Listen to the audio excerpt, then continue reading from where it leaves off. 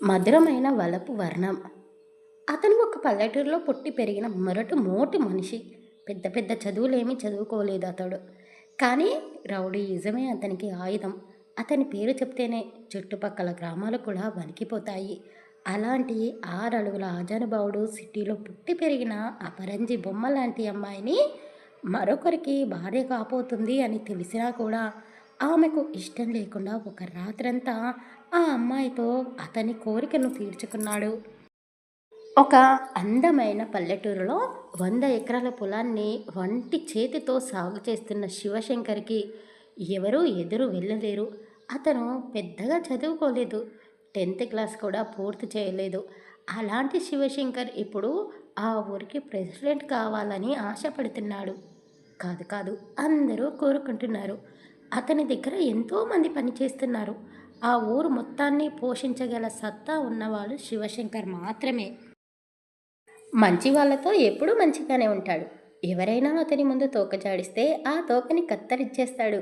పల్లెటూరులో పుట్టి పెరిగినా కూడా గోమాత ఇచ్చే చిక్కటి పాలు తాగి పెరిగినందుకేమో అతను పసిడి రంగులో ఉంటాడు.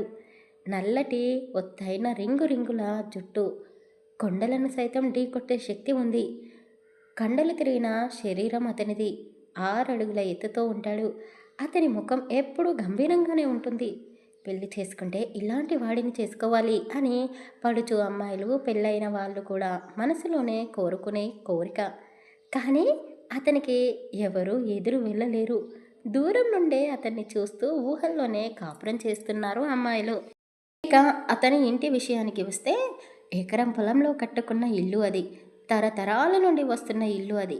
కానీ శివశంకర్కి ఊహ వచ్చినప్పటి నుండి ఇంటిని ఎప్పటికప్పుడు మోడర్న్గా రెనోవేట్ చేస్తూనే ఉన్నాడు.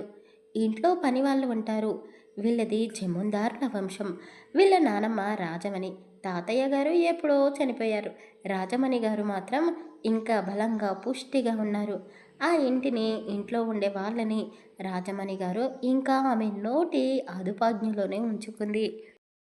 రాజమణి గారికి 2 కూతుళ్ళు, 3 కొడుకులు. అప్పట్లోనే 5గురికి చదువు చెప్పించారు. రాజమణి గారు యవ్వనంలో ఉన్నప్పుడు చాలా అందంగా ఉండేవాళ్ళు. ఆమె అందాన్ని పోగేసుకొని 2 కూతుళ్ళు పుట్టారు. కొడుకులు భర్త పోలికలతో పుట్టారు. కానీ వాళ్ళు కూడా అందంగానే ఉంటారు. అందుకేనేమో శివశంకర్ అందరి పోలికలతో అంత అందంగా ఉన్నాడు. ఒక వయసుకు వచ్చాక 2 అమ్మాయిలకు పెళ్ళిళ్ళు చేసి అత్తారింటికి పంపించింది. కానీ వాళ్ళు అత్త, ఆడపడుచు మీద కాపురాలు చేయలేక భర్తలను తీసుకొని శాశ్వతంగా పుట్టింటికే వచ్చేశారు. అల్లులు కూడా మొహమాటం లేకుండానే భార్యలతో కలిసి శాశ్వతంగా ఇల్లరికం అల్లుళ్ళలాగా ఇక్కడే ఉండిపోయారు. వీళ్లకు మళ్ళీ 2 కూతుళ్ళు, 2 కొడుకులు. మొత్తం వీళ్ళు 4 కాక మరో 4 పిల్లలు. రాజమణి గారే వీళ్ళని పోషిస్తుంది. ఇక కొడుకుల విషయానికి వస్తే, 3 కొడుకులకు 3 చక్కటి అమ్మాయిలను ఇచ్చి పెళ్లి జరిపించింది. అల్లుళ్ళు, కూతుళ్ళు, కొడుకులు, కోడన్లు అందరూ పెద్ద పెద్ద చదువులు చదివిన వాళ్ళే. ఎవరి ఉద్యోగాలు వాళ్ళు చేసుకుంటూ, ఎవరి రూపాయి వాళ్ళు పోగు చేసుకుంటూ ఉన్నారు. రాజమణి గారు ఎవరికి చెందాల్సిన వాటా వాళ్ళకి పెట్టేసింది. ఇక కొడుకుల విషయానికి వస్తే, 2 కొడుకులకు 2 కూతుళ్ళు, 2 కొడుకులు పుట్టారు. బయట సంబంధాలకు ఇస్తే ఎక్కడ బయటి వాళ్ళు వచ్చి ఆస్తిని అనుభవిస్తారో అని భయపడిపోయి ముందుగానే పుట్టిన పిల్లలకి మేనత్త పిల్లలతో పెళ్ళిళ్ళు ఖాయం చేసుకున్నారు. అయితే రాజమణి గారి పెద్ద కొడుకు శివశంకర్ వల్ల అమ్మా నాన్నలకు మాత్రం ఇంకా పిల్లలు పుట్టలేదు. ఎన్నో పూజలు, వ్రతాలు, నోములు చేసిన తర్వాత ఆఖరిగా ఒక జ్యోతిష్యుడు చెప్పాడని ఏదో మారుమూల గ్రామంలో కొండల్లో వెలిసిన శివయ్య దర్శనానికి వెళ్ళారు. అక్కడ వాళ్ళు ముడుపు కట్టి వచ్చారు. ఇంటికి తిరిగి వచ్చిన వారం రోజులకే రాజమణి గారు పెద్ద కోడలు గర్భవతి అయ్యింది. ఇక వాళ్ళ ఆనందానికి అవధులే లేవు. ఎన్నో ఆశలతో, ఎంతో కోరికగా వాళ్ళిద్దరూ శివశంకర్కి జన్మనిచ్చారు. శివుడి ఆజ్ఞతో పుట్టాడు అని ఆ దేవుడి పేరు పెట్టుకున్నారు. బాబు పుట్టిన తర్వాత ఆ చిన్న గుడిని పెద్దగా కట్టించారు. నిత్యం పూజలు జరిగేలా చేశారు. ప్రతి సంవత్సరం శివుడి కళ్యాణం వీళ్ళే జరిపిస్తున్నారు. అంతా సంతోషంగానే ఉంది. శివశంకర్ మిగతా 8 మంది పిల్లల కంటే చిన్నవాడు. ఇంటికి పెద్ద కొడుకు వాళ్ళ నాన్న. కానీ అతనికి లేటుగా పిల్లలు పుట్టడంతో శివశంకర్ అందరికంటే చిన్నవాడైపోయాడు. శివకి 5 సంవత్సరాల వయసులో వాళ్ళ అమ్మకి ఆరోగ్యం బాగా క్షీణించిపోయింది. ఎన్నో హాస్పిటళ్ళు తిప్పినా కూడా ప్రయోజనం లేకపోయింది. ఒక రాత్రి పడుకున్న మనిషి మళ్ళీ లేవలేదు. ఇంటి పెద్ద కోడలు చనిపోవడంతో రాజమణి గారు చాలా బాధపడ్డారు. ఆ బాధలో ఉన్న ఆవిడ శివశంకర్ని అంతగా పట్టించుకోలేదు. కన్న తండ్రి కూడా అతన్ని పట్టించుకోలేదు. భార్య చనిపోయింది అన్న దిగులుతో తాగుడికి అలవాటు పడ్డాడు. అతను చేస్తున్న ఉద్యోగానికి కూడా రిజైన్ చేశాడు. భారీగానే డబ్బు వచ్చింది అతనికి. ఆ డబ్బును వృధా చేయకుండా కొడుకు పేరు మీద మరికొంత భూమిని కొని పెట్టాడు. అతను చేసిన పని ఏదైనా ఉంది అంటే అది కొడుకు పేరు మీద భూమి కొనడం మాత్రమే. ఇంట్లోనే ఉంటున్న తమ్ముళ్ళని బావలని బాధలతో సంతోషంగా గడపడం చూసి అతను కూడా ఆడదాని పొందును కోరుకున్నాడు. మెల్లిమెల్లిగా వేసే వాటికల్లోకి వెళ్ళడం మొదలుపెట్టాడు. జమీందారుల వంశం కాబట్టి ఆస్తి బాగానే ఉంది. 5గురికి 100 ఎకరాల భూమిని, డబ్బుని, బంగారాన్ని సమానంగా పంచి ఇచ్చింది రాజమణి. కానీ శివశంకర్ వాళ్ళ నాన్న వేశ్యలకి అలవాటు పడి మెల్లిమెల్లిగా అతని వాటా ఆస్తిని కరిగించేశాడు. ఇంట్లో ఉండే పిల్లలందరూ కాన్వెంట్ స్కూల్కి వెళ్ళేవాళ్ళు. శివశంకర్ చిన్నవాడు కాబట్టి మిగతా పిల్లలందరూ శంకర్కి పనులు చెప్పేవాళ్ళు. వాడు అప్పుడు చిన్నవాడే కాబట్టి విసుక్కోకుండా అన్నయ్యలు, అక్కలు, మేనత్త పిల్లలు చెప్పే పనులన్నీ చేసేవాడు. ఎప్పుడు పూజలు, గుళ్ళు, గోపురాలు అంటూ రాజమణి గారు బిజీగా ఉండేవాళ్ళు. ఇక శివశంకర్ వాళ్ళ నాన్న తాగి తిరగడంలో బిజీగా ఉండేవాడు. శివశంకర్కి టైంకి భోజనం పెట్టే వాళ్ళు కూడా లేరు. చిన్న పిల్లవాడితో పనులు చేయించుకోవడానికి ఇంట్లో వాళ్ళు లేని ప్రేమని నటిస్తూ వాడికి ఏదో ఒక చాక్లెటో బిస్కెటో ఆశ చూపించేవాళ్ళు. అది వాళ్ళు అతనిపై చూపిస్తున్న ప్రేమ అని ఆ చిన్న మనసు ఎంతగానో పొంగిపోయేది. ఒకరోజు రాజమణి గారు తీర్థయాత్రలకని వెళ్ళి తిరిగి ఇంటికి వస్తున్న సమయంలో పెద్ద కొడుకుని చూడరాని స్థితిలో చూసి ఇంటికి వచ్చి బాగా బాధపడిపోయింది. అతను వచ్చిన తర్వాత నిలదీసి అడిగింది. అప్పటికే అతను ఆస్తినంతా కరిగించేశాడు అని ఆమె తెలుసుకోలేకపోయింది. ఆమెకు విషయం తెలిసేసరికి చాలా ఆలస్యమైపోయింది. జరిగిందేదో జరిగిపోయింది. ఇప్పటికీ మించిపోయింది ఏమీ లేదు. నీకు ఒక కొడుకు ఉన్నాడు. వాడి కోసమైనా మారు. నీ భార్య చనిపోయిన తర్వాత మళ్ళీ పెళ్లి చేసుకోమని నేను ఎన్నోసార్లు చెప్పాను. కానీ నువ్వు నా మాట వినలేదు. ఇప్పుడు నాకు పెళ్ళి ఏంటి అని ఒక వెకిలి నవ్వు నవ్వేవాడివి. మరి ఇప్పుడు నువ్వు ఏం చేస్తున్నావు? ఆస్తినంతా మందికి పంచిపెట్టేస్తున్నావు. మరి నీ కొడుకు ఎలా బ్రతుకుతాడో కనీసం వాడి గురించైనా ఆలోచించావా అని ఆమె అడిగిన ప్రశ్నలకి అతని దగ్గర సమాధానం లేదు. శివశంకర్ వాళ్ళ నాన్నగారు చాలా తెలివైనవారు. ఆయన తెలివితేటలేనేమో ఇప్పుడు శివశంకర్కి కూడా వచ్చాయి. తల్లి నిలదీసి అడిగిందనో లేక ఎదుగుతున్న కొడుకుకి తల్లి ప్రేమ దూరమైపోయింది, కనీసం బ్రతికి ఉన్న తండ్రిగా నేను వాడి బాధ్యతను తీసుకోవాలి అని అనుకున్నాడో తెలీదు. కానీ ఆ రోజు నుండి అతను బయటి ఆడవాళ్ళ దగ్గరికి వెళ్ళడం మానేశాడు. తాగడం మాత్రం పూర్తిగా మానలేదు. 100 ఎకరాల భూమిని 20 ఎకరాలకు చేశాడు. మళ్ళీ అతను కష్టపడడం మొదలుపెట్టాడు. అతను రిటైర్డ్ అయినప్పుడు డబ్బులు వచ్చాయి. కొడుకు పేరు మీద తీసుకున్న ల్యాండ్ ఇప్పుడు 1కి 4 రెట్టింపు అయ్యింది. అందులో నుండి కొంత ల్యాండ్ని అమ్మేసి అతను కరిగించిన 80 ఎకరాల భూమిని మళ్ళీ కొనుగోలు చేసి కొడుకుకి మొత్తం 100 ఎకరాలు దక్కేలా చేశాడు. శివశంకర్ వాళ్ళ నాన్నకి ఆర్గన్స్ అన్నీ పాడైపోయాయి. ఒకరోజు నైట్ అతను పడుకున్న మనిషి పడుకున్నట్టే చనిపోయాడు. ఇక శివశంకర్ బాధ్యత పూర్తిగా రాజమణిపైనే పడింది. అతని బాబాయిలు, మేనత్తలు వాళ్ళ పిల్లలను చూసుకోవడంలోనే ఉంటున్నారు. శంకర్ కంటే వాళ్ళు పెద్దవాళ్ళు కావడంతో ఒక వయసుకు రాగానే కుండ మార్పిడి పద్ధతిలో నలుగురికి నలుగురిని ఇచ్చి పెళ్ళిళ్ళు జరిపించుకున్నారు. అయితే మేనత్త కొడుకులు, బాబాయ్ కొడుకులకు సోమరితనం ఎక్కువ. కష్టపడకుండానే రూపాయి వచ్చి వడిలో వాలాలని చూస్తారు. శంకర్ వాళ్ళ నాన్న డబ్బులని ఎలా ఇన్వెస్ట్ చేశాడో వీళ్ళు కూడా అలాగే చేయాలనుకున్నారు. కానీ వీళ్ళు ఇన్వెస్ట్ చేసింది పెద్దగా లాభాలు తెచ్చిపెట్టలేదు. పైగా వీళ్ళకు నష్టాన్ని తెచ్చిపెట్టింది. వీళ్లకు వ్యవసాయం చేయడం చేత కాదు. ఇక్కడే ఉండి మిగతా ఆస్తిని కూడా అమ్ముకోలేము అని చెప్పి నలుగురు జంటలు విదేశాలకు చెక్కేశారు. శివశంకర్ ఇంట్లో పనిచేసే వాళ్ళతో కలిసి పొలానికి వెళ్ళేవాడు. వాళ్ళ నాన్న ఉన్నప్పుడు కూడా పొలానికి వెళ్ళేవాడు. ఏ కాలంలో ఏ పంట వేస్తే బాగా దిగుబడి వస్తుందో శివశంకర్కి చిన్నప్పటి నుండే తెలుసు కాబట్టి వ్యవసాయ రంగంలో నాటు తేరిపోయాడు. శివశంకర్ నైన్త్ క్లాస్కి వచ్చేసరికి బాగా హైటు వెయిట్తో రాటు తేలాడు. గండుగా ఉండే గొంతు, గంభీరమైన ముఖంతో అందరినీ బెదిరిస్తున్నాడు. మన పిల్లలు ఆస్తి మొత్తం కరిగించారు. మనకు చిప్ప చేతికి ఇచ్చి వాళ్ళు దేశం దాటి వెళ్ళిపోయారు. వీడేమో రూపాయి రూపాయి కూడా పెట్టుకుంటూ వస్తున్నాడు. ఇంత చిన్న వయసులోనే ఇన్ని తెలివితేటలు ఉన్నాయి వీడికి. రేపు వీడు పెద్ద పెద్ద చదువులు చదివిన తర్వాత మనల్ని ఈ ఇంట్లో నుండి కూడా గెంటేస్తాడేమో. మనకు డబ్బులు అవసరం ఉండి ఈ ఇంటిని కూడా వీళ్ళ నాన్నకే అమ్మేశాము. ఇప్పుడు ఈ ఇంటి మీద మనకు ఎలాంటి అధికారమూ లేదు అని శివశంకర్ బాబాయిలు, పిన్నులు, మేనత్త, మేనమామలు నలుగురు జంటలు కలిసి ఒక ప్లాన్ వేసుకున్నారు. శివశంకర్ నైన్త్ క్లాస్ అయిపోయి 10th క్లాస్లోకి అడుగు పెట్టాడు. రాజమణి గారు శివశంకర్కి రోజు కబుర్లు చెప్పి నిద్రపుచ్చేది. నువ్వు మీ నాన్నలా కాకూడదు. మీ నాన్న చాలా తెలివైనవాడు, కానీ వాడు మధ్యలో ఏదో దయ్యం పట్టినట్టు ప్రవర్తించాడు. బాగా తాగుడికి అలవాటు పడ్డాడు. ఇప్పుడు వాడు బ్రతికి ఉంటే నీకు ఏ లోటు లేకుండా చూసుకునేవాడు. చిన్న వయసులో నువ్వు చాలా కష్టపడుతున్నావురా.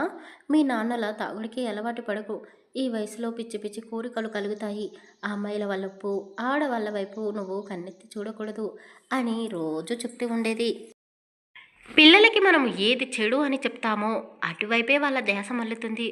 శివశంకర్ కూడా వాళ్ళ నానమ్మ చెప్పేది బుద్ధిగానే వినేవాడు.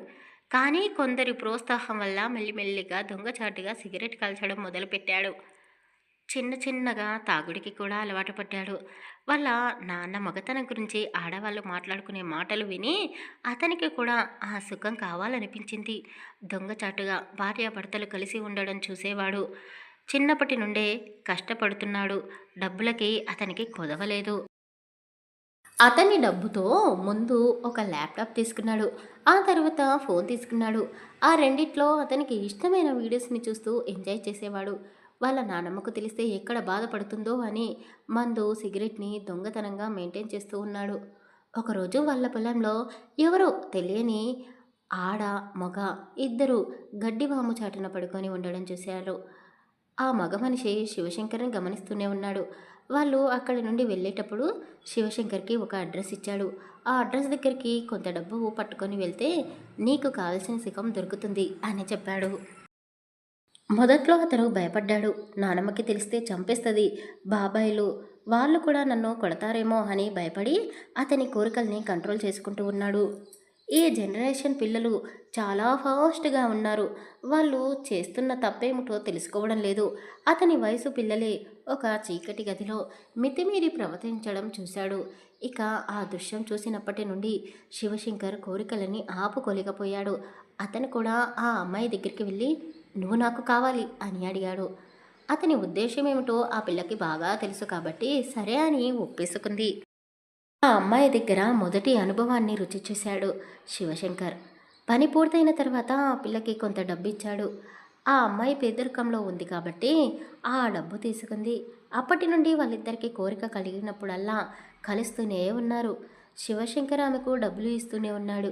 ఈ అలవాటులన్నిటికీ అలవాటు పడ్డ శివశంకర్ చదువుని అటకెక్కించేశాడు. 10th ఫెయిల్ అయ్యాడు. 3 సంవత్సరాలు ఎగ్జామ్స్ ఇచ్చినా కూడా అతను 10th గట్టెక్కలేకపోయాడు. ఇక చదువుకి దండం పెట్టేసి పూర్తిగా వ్యవసాయంలోకే దిగేశాడు. ఇప్పుడు అతని దగ్గర ఎంతోమంది పనిచేస్తున్నారు. పాడిని పెంచుకున్నాడు. ఇంట్లో డబ్బులు కట్టలు కట్టలుగా పెరిగిపోతూ ఉన్నాయి.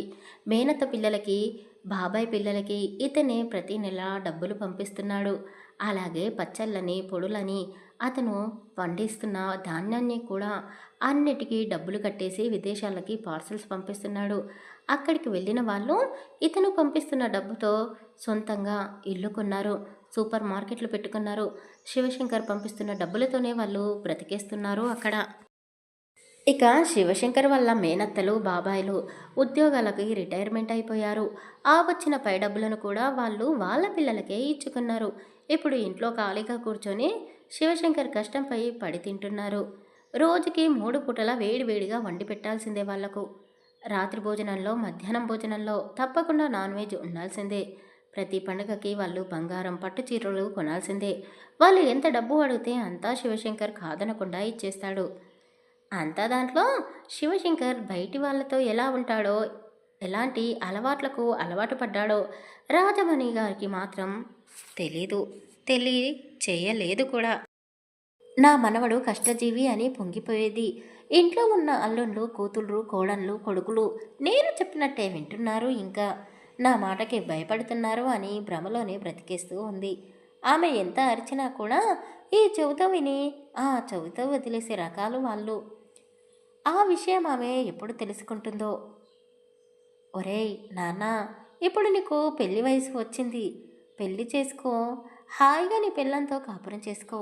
నేను ఉండగానే నీ పిల్లల్ని నేను చూడాలి, నువ్వు తొందరగా కనిసేయాలి అని రాజమణి కొద్ది రోజుల నుండి మనవడికి చెబుతూనే ఉంది.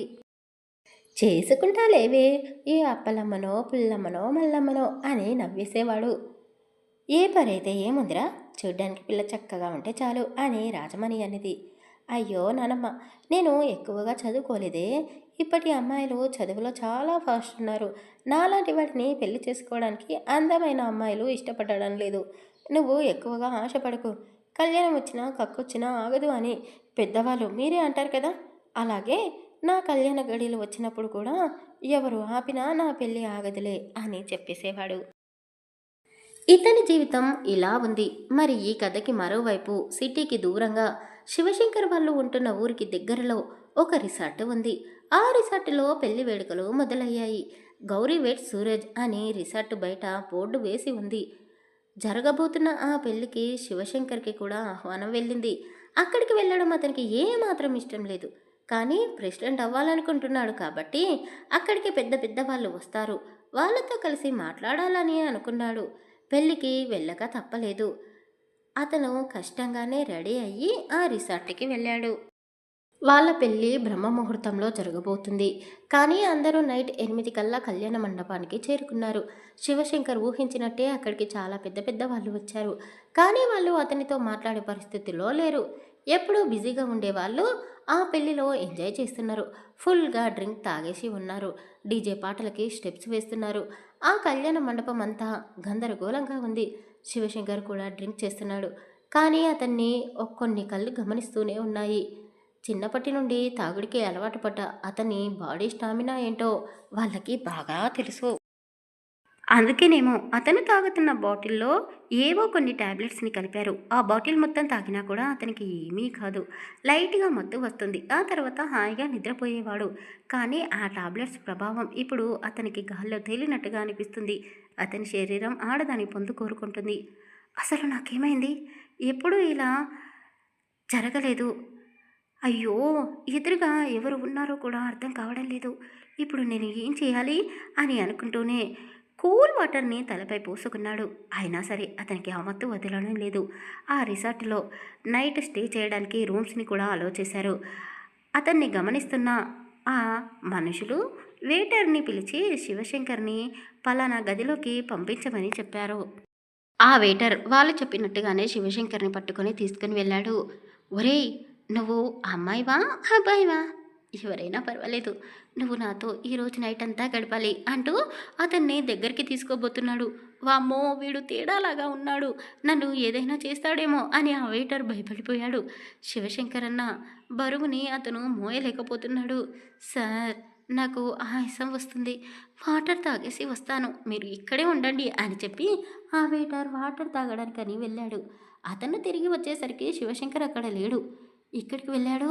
వాళ్ళు చెప్పిన గది ఈ పక్కనే ఉంది కదా, అందులోకి వెళ్ళిపోయాడేమో అని ఆ వెయిటర్ అనుకున్నాడు. అయినా ఈ డబ్బున్న పెద్దవాళ్ళకి ఇలాంటివన్నీ అలవాటే కదా, అన్నీ ముందే ప్లాన్ చేసుకొని వస్తారు అని అతను అనుకున్నాడు. శివశంకర్ ఒక గదిలోకి వెళ్ళాడు. అంతా మత్తులో కూడా ఆ గదికి లాక్ వేశాడు. ఆ కేసుని పట్టుకొని అతనికి వస్తున్న ఫీలింగ్స్ని కంట్రోల్ చేసుకోవడానికని వాష్రూమ్లోకి వెళ్ళాడు. ఆ వాష్రూమ్లోనే ఆ కేసుని ఎక్కడో పడేశాడు. అతను తట్టుకోలేకపోతున్నాడు. అంతలా కోరికతో రగిలిపోతున్నాడు. షవర్ ఆన్ చేసి అతనే తృప్తి పడుతున్నాడు. అయినా సరే అతని శరీరం మనసు తృప్తి పడడం లేదు. డబ్బులు ఇస్తే ఎవరైనా సరే పక్కలోకి వస్తారు కదా అని వాష్రూమ్ డోర్ తీసుకొని బయటికి వచ్చాడు. గదిలో బెడ్ పైన ఒక అందమైన అమ్మాయి హాయిగా పడుకొని ఉంది. శివశంకర్ షవర్ కింద నిలబడినప్పుడే పూర్తిగా అతని ఒంటిపై ఉన్న బట్టలను తీసేశాడు. ఎదురుగా ఒక అమ్మాయిని చూడగానే ఒక్క నిమిషం కూడా వేస్ట్ చేయకుండా ఆమెపై వాలిపోయాడు. భారీగా ఉండడంతో అంత బరువు మోయలేకపోయింది ఆమె. ఒక్కసారిగా ఉలిక్కిపడి కళ్ళు తెరిచి చూసింది. అతను ఎలాంటి పరిస్థితిలో ఉన్నాడో ఏం చేయబోతున్నాడో తెలుసుకొని గట్టిగా అరవబోయింది. కానీ ఆమె అరుపులని బయటికి వినబడకుండా అతని నోటితో ఆమె నోటిని మూసేశాడు. పైగా ఆమె అర్చినా కూడా ఎవరికీ వినబడదు. బయట అంత పెద్దగా డీజే సౌండ్స్ మోగుతున్నాయి. ఏయ్, అరవకు. నీకు ఎంత డబ్బు కావాలన్నా ఇస్తాను. ఈ క్షణం నన్ను సుఖపెట్టు. నేను కోరికలను ఆపుకోలేకపోతున్నాను. ఇప్పుడు నీతో కలవకపోతే నేను చచ్చిపోతాను అంటూ ఆమె అందాలను దోచుకునే ప్రయత్నం చేస్తున్నాడు. పాపం ఆ అమ్మాయి అతని కింద నలిగిపోతుంది. అతని బలం ముందు ఆమె బలం సరిపోవడం లేదు. కానీ ఆడదానికి ప్రాణం కంటే మానం ఎక్కువ కదా. ఆ మానాన్ని కాపాడుకునే ప్రయత్నంలోనే బలానంతా పోగు చేసుకొని అతని ఒక్క తోపు తోసింది. శివశంకర్ కింద పడిపోయాడు. అతనికి చాలా కోపం వచ్చింది.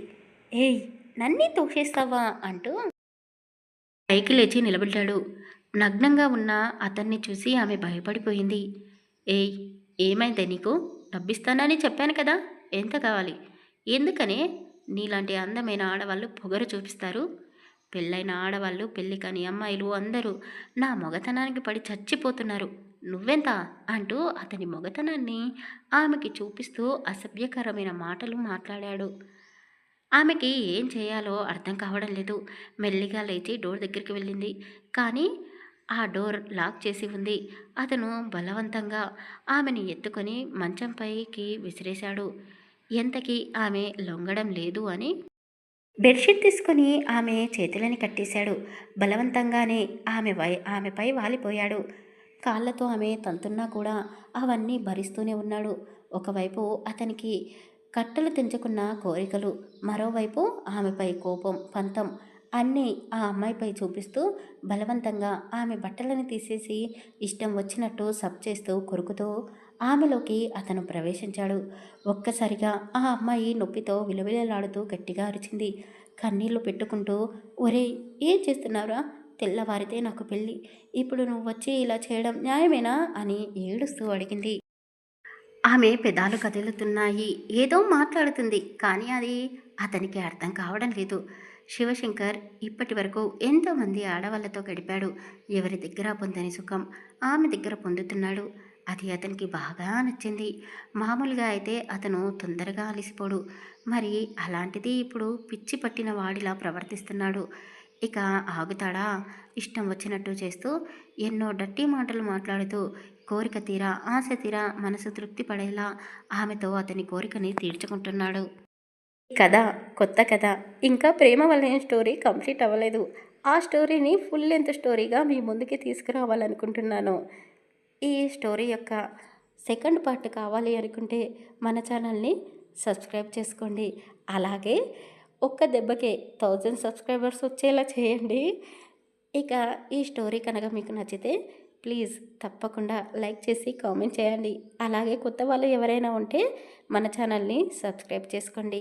Thank you for listening.